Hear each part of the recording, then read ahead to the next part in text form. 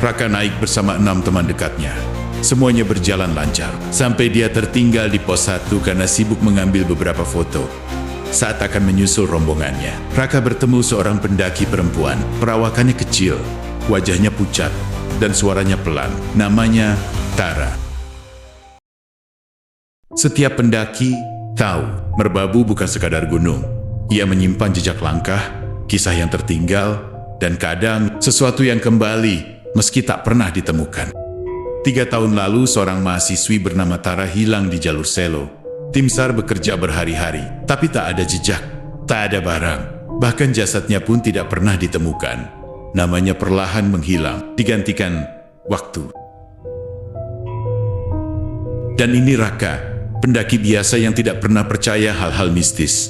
Suatu hari, ia naik bersama 6 temannya sekadar mencari sunrise, menikmati jalur klasik seperti pendaki lain.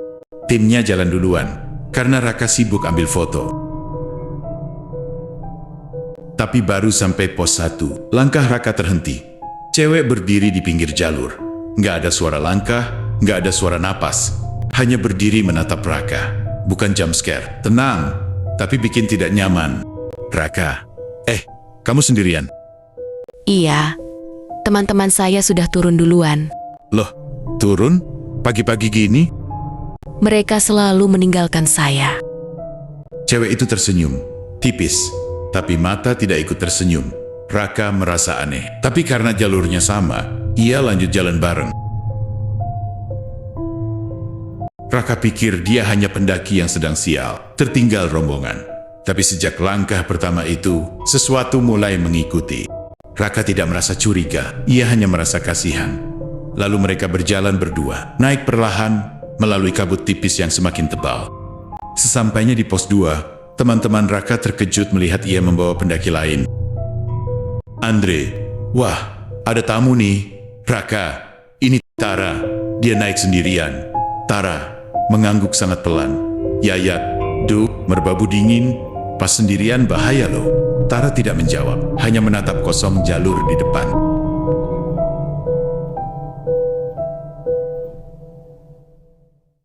Beberapa dari teman Raka memperhatikan, ada yang aneh dari cara Tara bergerak. Seperti terlalu ringan, terlalu sunyi. Malam itu, kabut turun cepat. Angin dingin merayap melalui sela-sela tenda. Tara duduk sendirian di pinggir hutan. Tidak makan, tidak minum, tidak banyak bicara. Andre, Rak, coba suruh dia masuk tenda. Dingin banget di luar. Tara, masuk aja biar hangat. Aku tidak suka tempat yang terlalu terang. Kata-katanya membuat bulu kuduk Raka meremang. Tapi ia mencoba berpikir positif. Tengah malam, suara perempuan terdengar dari arah belakang tenda. Aku ketinggalan. Jangan tinggalkan aku lagi. Pagi datang dengan cepat, dan Tara menghilang. Tidak ada jejak kaki, tidak ada bekas tenda, seolah ia tidak pernah ada di sana. Lebih aneh lagi, Raka bangun tepat di pinggir tebing kecil, padahal ia tidur di tengah. Raka, lo bisa jatuh mati. Gua tidur di tengah, demi Tuhan.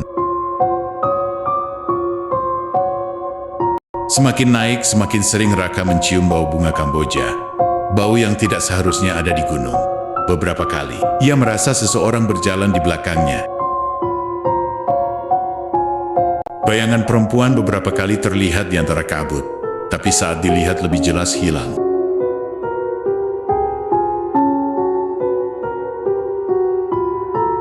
Di puncak, di bawah pohon Edelweiss yang kering, ada sebuah tas kecil, tas biru gelap dengan gantungan bulat di sisi kanan.